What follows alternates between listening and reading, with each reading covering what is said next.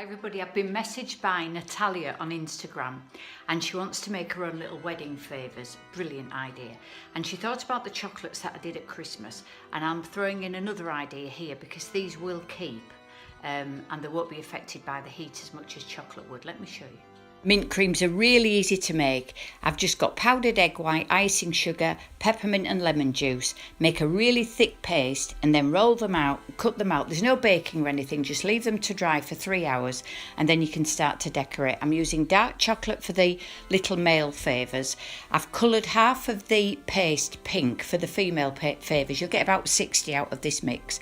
And then I pipe the top of the bodice, dip them in sprinkles and then finish piping.